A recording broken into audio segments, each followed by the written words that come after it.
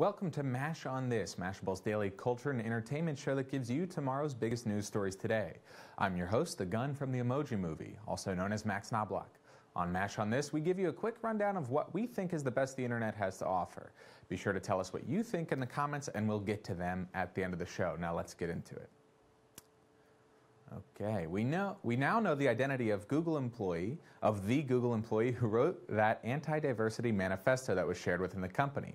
Motherboard first reported a 10-page memo against Google's diversity initiatives titled Google's Ideological Echo Chamber, arguing that women are underrepresented in tech not because they face bias and discrimination in the workplace, but because of inherent psychological differences between men and women. The author, James Damore, has been officially fired from Google. While Google wouldn't comment on the firing of an individual employee, CEO Sundar Pichai wrote in a company-wide email, quote, "To suggest the group of our colleagues have traits that make them less biologically suited to that work is offensive and not okay." And now, because, well, of course they are, the alt-right corners of the internet are rallying to Damore's cause. Former Breitbart editor and conservative political commentator Ben Shapiro called the company's managers corporate fascists, and fellow right-wingers have created a crowdfunding campaign to raise $60,000 for the financial and potentially legal assistance of the former senior Google engineer. Raising money for a senior Google engineer is like hosting a bake sale so the Koch brothers can go on vacation. What are you doing? The guy is so rich, so rich.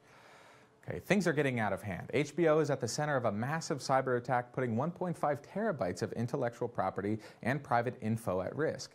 And now the hackers are bragging about it. The hackers who dumped unreleased HBO show scripts, videos, internal documents, emails, and more last week have returned with a second leak.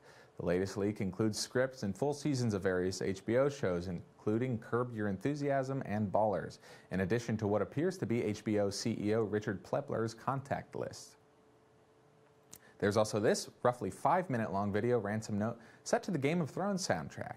In the video, hackers claim to have reproduced the ransom message sent directly to Plepler, demanding money for the stolen data. It says, "Our demand is clear and non-negotiable. We want XXXXX dollars to stop leaking your data. HBO spends $12 million for market research and $5 million for Game of Thrones Season 7 advertisements, so consider us another budget for your advertisements."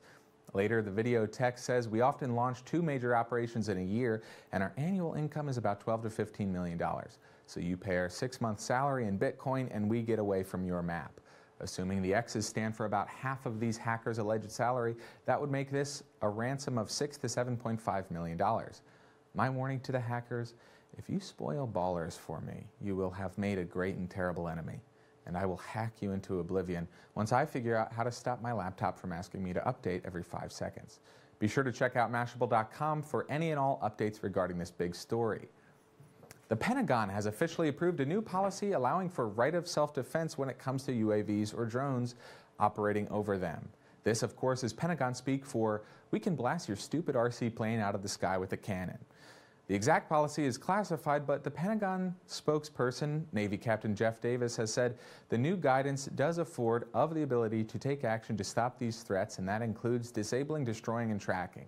The military's drone policy in the past has been murky, as some bases in the United States are located on areas leased by the government from private individuals. Still don't really know what the policy is, because none of the words he says make sense. Okay, there's a vegan cafe in Australia named Handsome Her that has initiated a man tax. You might be asking yourself, what is a man tax? Well, I'll tell you. The cafe's house rules gives priority seating to women and gives men a chance to pay an 18% premium, citing a gender pay gap.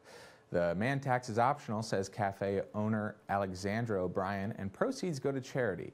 Even though the tax will be only promoted for 1 week each month, it has spurred quite the discussion on social media, with some people saying if this was the other way around, there would be riots on the streets. Yes, angry people online. Surely, if this were the other way around, World War III would begin, and civilization as we know it would crumble, bringing about a new dark age for 1,000 nights. The man tax down under certainly started a conversation. Do you think it's a good idea? Let us know in the comments. Last week, the Disney Channel featured an interracial lesbian couple on an episode of Doc McStuffins titled The Emergency Plan. Okay, voiced by Wanda Sykes and Portia de Rossi, what was so great about the episode was that the show didn't really call any attention to the same-sex couple at all. Instead, the show taught kids how to prepare for an earthquake, while also showing parents who happen to be lesbians. It's pretty cool that Doc McStuffins can represent little boys and girls with two moms. Good job, Doc McStuffins, whatever you are. I pray that the HBO hackers don't spoil your next season as well. Okay, a Japanese pharmaceutical company has unveiled a new enema mascot named Kanchan.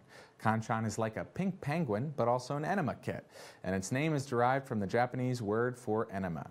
The company introduced Kanchan in a tweet on August 2nd in which the mascot says, "I'm planning to go many places in the future." This, of course, is a coy way of Kanchan saying that it will go into your butt. That's great.